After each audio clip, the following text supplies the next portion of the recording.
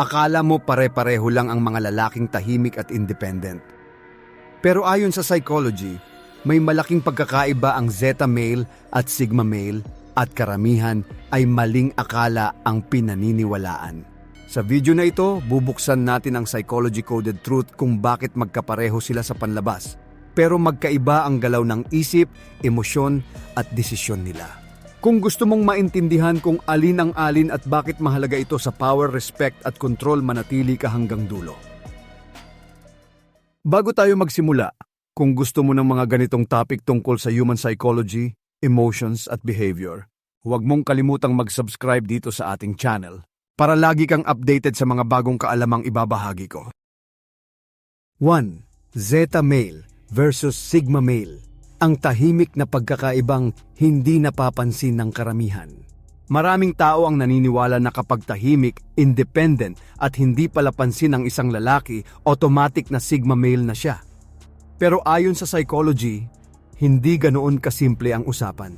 May isa pang uri ng lalaki na madalas na pagkakamalang Sigma, pero may ibang galaw ng isip at emosyon. Siya ang tinatawag na Zeta male. Sa panlabas, halos pareho silang dalawa. Parehong hindi naghahabol ng validation, parehong hindi umaasa sa social approval, parehong komportable mag-isa. Pero dito nagkakamali ang karamihan. Dahil ang tunay na pagkakaiba nila ay hindi nakikita sa kilos, kundi sa intensyon at mental structure. Ang Sigma male ay tahimik dahil pinili niya ito. Ayon sa psychology, ang Sigma ay may malinaw na internal hierarchy. Hindi niya kailangan ng grupo para makaramdam ng halaga dahil alam niya kung sino siya. Ang pagiging tahimik niya ay strategic. Marunong siyang pumasok at lumabas sa social setting kapag kailangan at may kontrol siya sa sarili niyang presence. Samantalang ang Zeta male ay tahimik hindi dahil sa strategy, kundi dahil sa detachment. Hindi siya interesado sa hierarchy, hindi dahil alam niya ang laro, kundi dahil wala siyang pakialam dito. Sa psychology, ang Zeta ay mas observer kaysa player. Hindi siya naghahangad ng dominance o recognition. Mas inuuna niya ang personal peace kaysa social power. Isa pang malaking pagkakaiba ay kung paano sila magdesisyon. Ang Sigma male ay goal-driven. Kahit tahimik siya, ang mga galaw niya ay may direksyon, may long-term thinking at may calculated risk. Ang Zeta male naman ay value-driven. Ang desisyon niya ay nakaangkla sa kung ano ang nagbibigay sa kanya ng katahimikan, hindi sa kung ano ang magpapalakas ng posisyon niya. Sa emosyonal na aspeto, magkaiba rin sila. Ang Sigma male ay may emotional control. Hindi siya emotionless, pero marunong siyang mag-manage. Ang Zeta male ay emotionally detached, hindi dahil mahina siya, kundi dahil ayaw niyang makonsume ng drama at expectations ng iba. Kaya kung titingnan mo sila mula sa malayo, pareho silang tahimik. Pero kapag inintindi mo ayon sa psychology, makikita mo na ang Sigma ay gumagalaw para sa mastery at self-optimization, habang ang Zeta ay gumagalaw para sa freedom at inner balance. Ito ang tahimik na pagkakaibang hindi napapansin ng karamihan. At kung hindi mo ito alam, madali kang malito kung sino talaga ang Sigma at kung sino ang Zeta.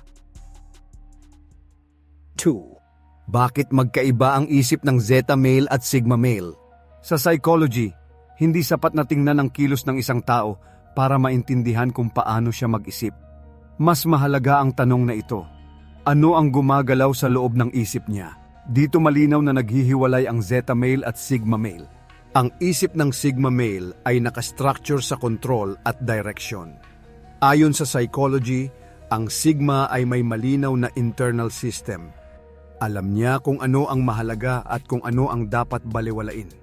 Hindi siya madaling madistract ng emosyon o opinyon ng iba. Kapag nagdesisyon siya, kadalasan ay galing ito sa logic na sinamahan ng karanasan. Samantalang ang isip ng Zeta male ay nakafocus sa detachment at awareness. Hindi siya driven ng control, kundi ng clarity. Sa psychology, ang Zeta ay mas reflective. Bago siya kumilos, sinusuri muna niya kung kailangan ba talaga. Kung walang halaga o kahulugan, mas pipiliin niyang umatras kaysa makisali. Malaki rin ang pagkakaiba sa kanilang inner dialogue. Ang Sigma male ay may self-talk na nakatuon sa improvement. Ano ang susunod na hakbang? Ano ang dapat ayusin? Ano ang pwedeng i-optimize? Ang Zeta male naman ay may self-talk na nakatuon sa acceptance. Ito ang sitwasyon. Ito ang kaya kong kontrolin. Ito ang hindi ko na kailangan pang patulan. Pagdating sa pressure, dito lalong lumalabas ang pagkakaiba ng isip nila. Ang Sigma male ay gumagana ng mas maayos kapag may hamon. Ginagamit niya ang pressure bilang fuel para mag-perform. Ang Zeta male naman ay hindi hinahabol ang pressure. Kapag naramdaman niyang magulo na ang paligid, kusa siyang lumalayo para protektahan ang mental space niya. Sa pakikitungo sa ibang tao, ang Sigma male ay strategic. Hindi siya pala kaibigan sa lahat, pero alam niya kung kailan siya dapat magpakita at kailan dapat manatiling tahimik. Ang Zeta male ay selective hindi dahil sa strategy, kundi dahil sa boundaries. Hindi niya kailangan ng maraming koneksyon para makaramdam ng buo. Kaya kung bakit magkaiba ang isip ng Zeta male at Sigma male, ito ang sagot ayon sa psychology. Ang Sigma ay nag-iisip para mag-navigate at mag-dominate ng sistema. Ang Zeta ay nag-iisip para umiwas sa sistemang hindi aligned sa kanya. Tahimik silang pareho. Pero magkaiba ang direksyon ng isip nila. At kapag naintindihan mo ito, mas mauunawaan mo kung bakit magkaiba rin ang resulta ng buhay na tinatahak nila. 3. Zeta male o Sigma male, ang totoong difference ayon sa psychology. Maraming lalaki ang nagtatanong sa sarili nila kung ano ba talaga sila. Zeta male ba o Sigma male? Dahil sa panlabas, pareho silang hindi palaasa sa opinyon ng iba, hindi palaging naghahanap ng atensyon, at kayang tumayo mag-isa. Pero ayon sa psychology, ang tunay na pagkakaiba nila ay mas malalim kaysa sa nakikita ng karamihan. Ang Sigma male ay nakatuon sa self-mastery. Ang mindset niya ay may malinaw na direksyon. Hindi siya basta umaalis sa sistema. Pinag-aaralan muna niya ito. Kapag nakita niyang may pakinabang, gagamitin niya ang sistema para sa sariling growth. Kapag hindi, saka siya lalabas. Ibig sabihin ang Sigma ay may kakayahang makibagay nang hindi nawawala ang kontrol sa sarili. Ang Zeta male naman ay hindi interesado sa laro ng sistema mula pa lang sa umpisa. Ayon sa psychology, ang Zeta ay mas concerned sa authenticity kaysa sa achievement. Hindi niya kailangang patunayan ang sarili niya sa kahit kanino.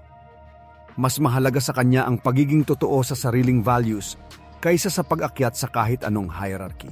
Isa sa pinakaimportanteng difference ay kung paano nila tinitingnan ang tagumpay.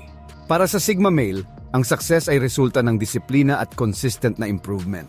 Hindi siya naghahangad ng papuri, pero mahalaga sa kanya ang measurable progress. Sa Zeta male naman, ang success ay katahimikan ng isip. Kapag tahimik ang loob niya at buo ang values niya, sapat na iyon bilang tagumpay. Pagdating sa relasyon, magkaiba rin ang approach nila. Ang Sigma male ay pumipili ng koneksyon na makakatulong sa growth niya. Hindi siya takot mag-commit, pero hindi rin siya basta-basta pumapasok. Ang Zeta male ay mas maingat, hindi dahil sa takot, kundi dahil ayaw niyang masira ang emotional balance niya. Mas mahalaga sa kanya ang quality ng relasyon kaysa sa dami. Kaya kung nagtatanong ka kung alin ka sa dalawa, huwag mong tingnan ang pagiging tahimik o pagiging independent lang. Tingnan mo kung ano ang inuuna ng isip mo. Control at mastery ba? O freedom at inner peace? Iyan ang totoong difference ng Zeta male at Sigma male ayon sa psychology. Hindi sila magkaaway. Magkaiba lang ang landas na pinili nila. 4. Hindi. Lahat ng tahimik ay Sigma.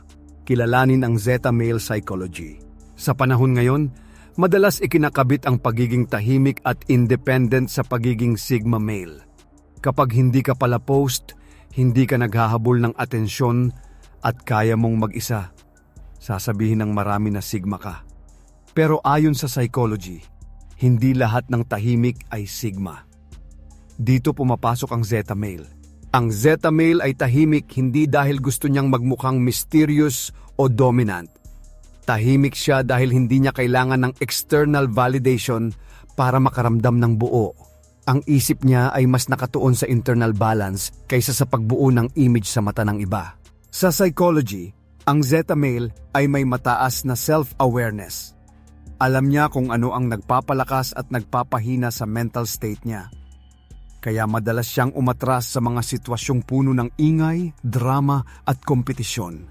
Hindi dahil mahina siya, kundi dahil hindi iyon aligned sa values niya. Isa pang malinaw na katangian ng Zeta Male ay ang kawalan ng interes sa hierarchy. Hindi siya naghahangad ng posisyon, titulo o dominance. Para sa kanya, ang tunay na lakas ay ang kakayahang piliin kung saan mo ilalagay ang oras at enerhiya mo. Hindi siya nakikipag-compete, hindi dahil takot siyang matalo, kundi dahil wala siyang nakikitang saysay sa laban. Kung ikukumpara sa Sigma Male, mas strategic ang Sigma sa pakikisalamuha. Marunong siyang gumalaw sa loob ng sistema kapag kailangan. Ang Zeta Male naman ay kusang lumalayo sa sistema kapag naramdaman niyang kinukompromiso na nito ang peace of mind niya. Pagdating sa emosyon, ang Zeta Male ay hindi emotionless. Tahimik lang siyang mag-process. Hindi siya mahilig mag-react agad. Mas pinipili niyang umunawa kaysa magpaliwanag. Ito ang madalas na pagkakamalang cold o distant kahit ang totoo ay grounded lang siya sa sarili niya. Kaya mahalagang maintindihan ito. Hindi lahat ng tahimik ay Sigma. May mga lalaking tahimik dahil pinili nilang protektahan ang sarili nilang mental space. Sila ang mga Zeta Male ayon sa psychology. At kapag nakilala mo ang Zeta Male psychology, mas mauunawaan mo na ang tunay na lakas ay hindi laging maingay. Minsan, ito ay tahimik, malinaw at hindi naghahangad ng kahit anong patunay. 5. Zeta Male versus Sigma Male. Sino ang mas independent ayon sa psychology? Kapag pinag-usapan ng independence, madalas iniisip ng marami na pareho lang ang Zeta Male at Sigma Male. Pareho silang kayang mag-isa, hindi umaasa sa iba, at hindi naghahabol ng atensyon. Pero ayon sa psychology, magkaiba ang uri ng independence na meron ang dalawang ito. Ang Sigma Male ay independent sa paraan ng competence. Marunong siyang mabuhay sa loob at labas ng sistema. Kaya niyang makisama kapag kailangan at kaya rin niyang umalis kapag tapos na ang pakinabang. Ang independence niya ay bunga ng kakayahan. Hindi siya umaasa sa iba dahil alam niyang kaya niyang gawin ang mga bagay ng mag-isa. Ang Zeta Male naman ay independent sa paraan ng detachment. Hindi niya hinahangad ang control o mastery sa sistema. Ang independence niya ay galing sa kawalan ng emotional attachment sa expectations ng ibang tao. Hindi siya umaasa dahil ayaw niyang maapektuhan ang inner balance niya. Pagdating sa desisyon, makikita rin ang pagkakaibang ito. Ang Sigma Male ay pumipili ng kalayaan para mas mapalawak ang options niya. Mas maraming skills, mas maraming access, mas maraming leverage. Ang Zeta Male ay pumipili ng kalayaan para lumiit ang noise sa buhay niya. Mas kaunting obligasyon, mas kaunting drama, mas malinaw na isip. Sa psychology, may tawag dito, ang Sigma Male ay externally adaptive. Marunong siyang mag-adjust sa mundo. Ang Zeta Male ay internally regulated. Inuuna niya ang stability ng loob kaysa sa pagbabago ng paligid. Kaya kung tatanungin kung sino ang mas independent, depende ito sa definisyon. Kung independence na nakabase sa kakayahan at flexibility, nangingibabaw ang Sigma Male. Kung independence na nakabase sa emotional freedom at mental peace, mas nangingibabaw ang Zeta Male. Magkaiba sila ng paraan, pero pareho silang hindi nakatali sa opinyon ng iba. At ito ang hindi agad nakikita ng karamihan. Ang tunay na independence ay hindi lang pagiging mag-isa, kundi ang kakayahang piliin kung paano ka mabubuhay ayon sa sarili mong isip. 6. Ang isang ugali na naghihiwalay sa Zeta at Sigma Male. Maraming pagkakaiba ang Zeta Male at Sigma Male ayon sa psychology, pero may isang ugali na malinaw na naghihiwalay sa kanila. Ito ang paraan kung paano nila hinahawakan ang kontrol. Ang Sigma Male ay may natural na hilig sa kontrol ng sarili at ng sitwasyon.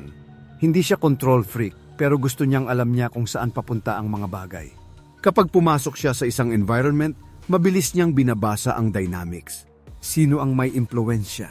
Ano ang mga limitasyon? Ano ang pwedeng galawan? Ang ugaling ito ang nagbibigay sa kanya ng leverage kahit hindi siya nagsasalita. Samantalang ang Zeta Male ay hindi naghahangad ng kontrol.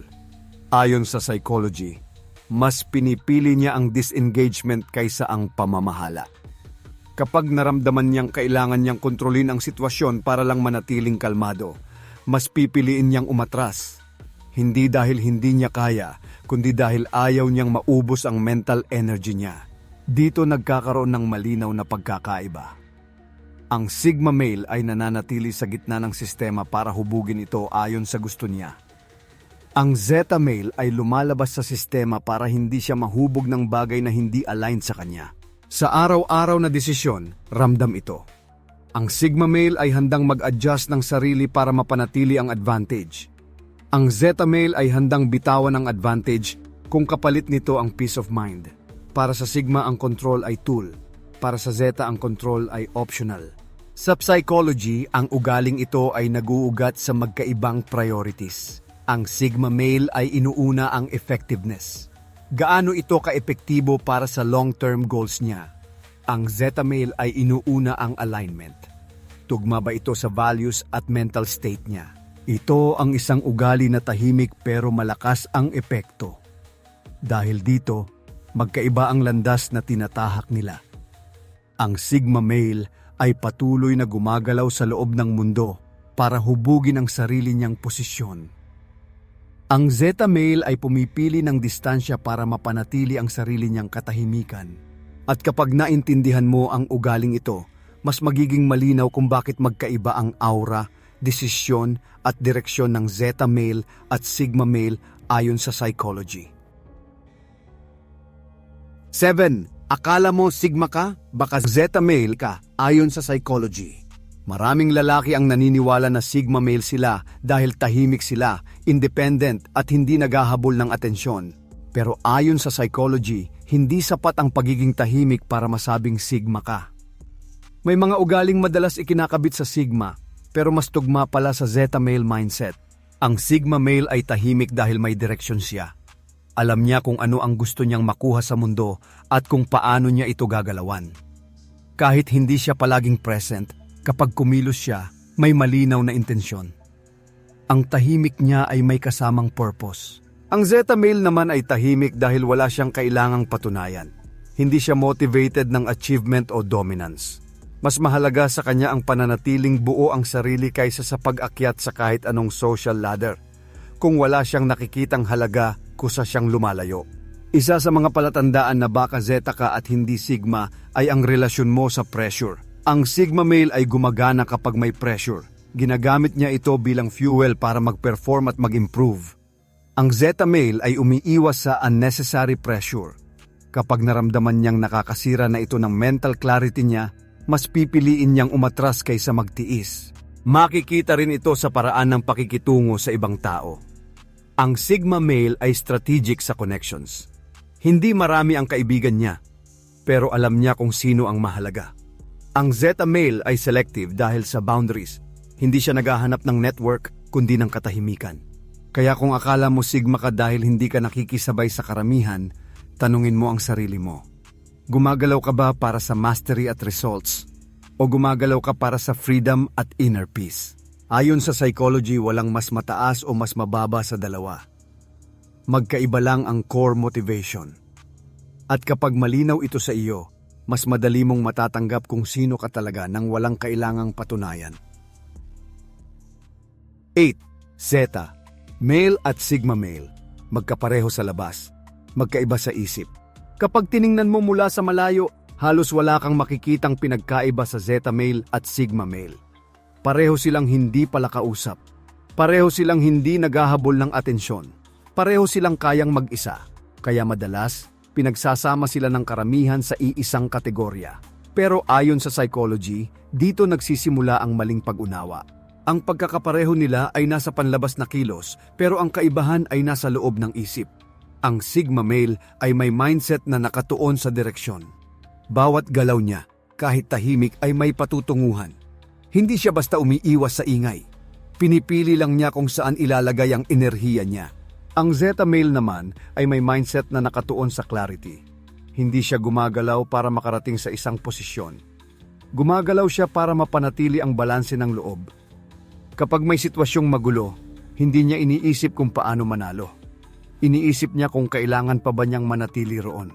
Sa psychology, makikita rin ang pagkakaiba sa paraan ng pagproseso ng emosyon. Ang Sigma male ay marunong mag-delay ng emosyon para matapos ang goal. Kaya niyang isantabi ang nararamdaman para magawa ang dapat gawin. Ang Zeta male ay hindi iniipon ang emosyon. Kapag may hindi tama sa loob niya, mas pipiliin niyang umatras kaysa magkunwaring ayos lang. Pagdating sa pakikisalamuha, pareho silang selective, pero magkaiba ang dahilan. Ang Sigma male ay pumipili ng tao base sa value at utility. Ang Zeta male ay pumipili base sa energy at alignment. Para sa Sigma, mahalaga ang epekto sa direksyon niya. Para sa Zeta, mahalaga ang epekto sa mental state niya. Kaya kahit magkapareho sila sa labas, magkaiba ang buhay na tinatahak nila.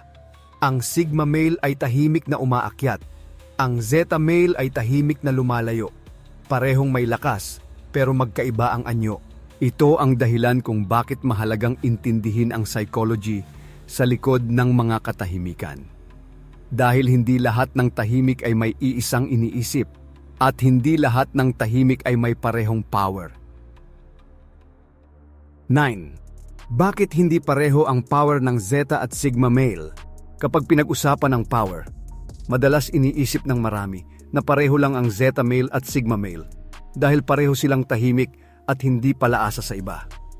Pero ayon sa psychology, magkaiba ang uri ng power na meron sila at magkaiba rin ang pinanggagalingan nito. Ang power ng Sigma male ay nakabatay sa influence at control sa sarili. Marunong siyang gumalaw sa loob ng sistema nang hindi nagiging bahagi nito. Alam niya kung kailan siya magsasalita at kung kailan mananatiling tahimik. Ang presensya niya ay may bigat kahit wala siyang sinasabi, dahil may kumpiyansa siyang galing sa competence at experience. Sa psychology, ang Sigma male ay may power dahil kaya niyang mag-perform sa ilalim ng pressure. Kapag may hamon, mas nagiging malinaw ang isip niya. Hindi siya umaatras kapag mahirap ang sitwasyon. Sa halip, ginagamit niya ito para palakasin ang posisyon niya. Ang Zeta male naman ay may ibang uri ng power. Hindi ito nakikita sa influence or dominance. Ang power niya ay nagmumula sa kakayahang hindi maapektuhan.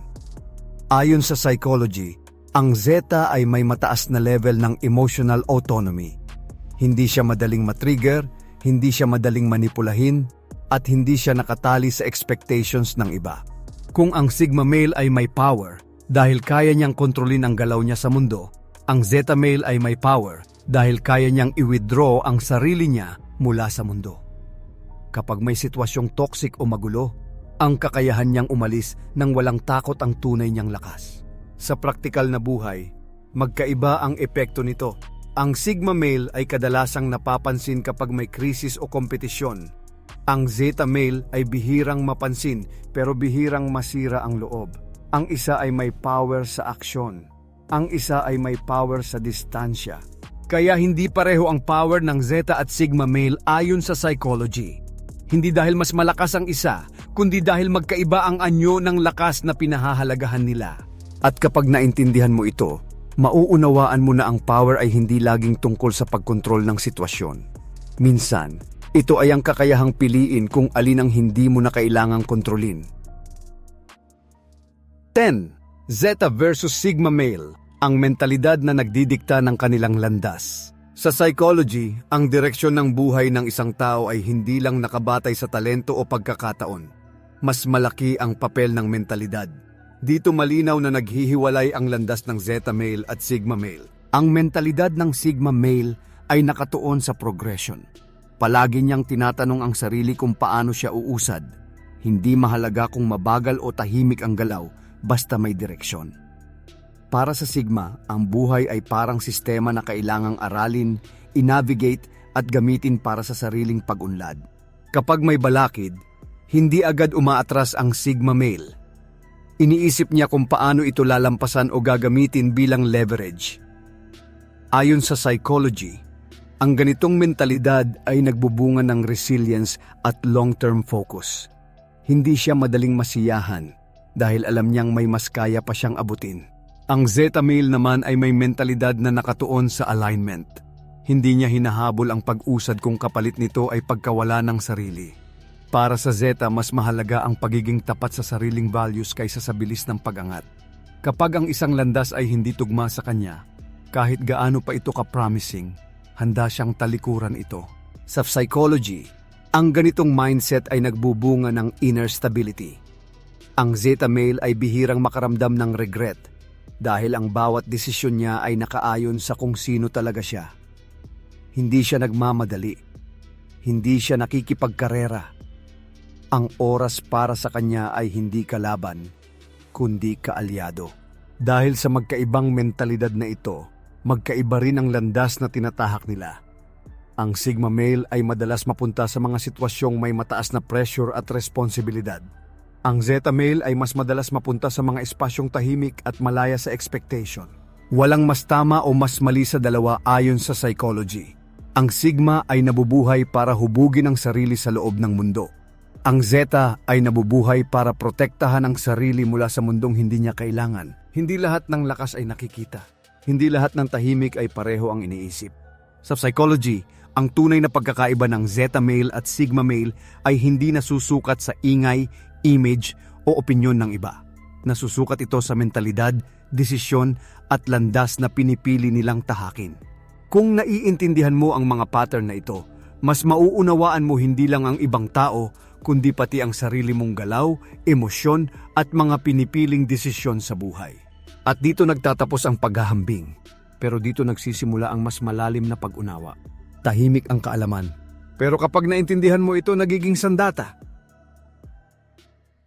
Kung gusto mo pang matutunan ang mga ganitong psychology insights tungkol sa human behavior at personal development, mag-subscribe ka na at i-turn on ang notification bell para lagi kang updated sa mga bagong episode dito sa ating channel.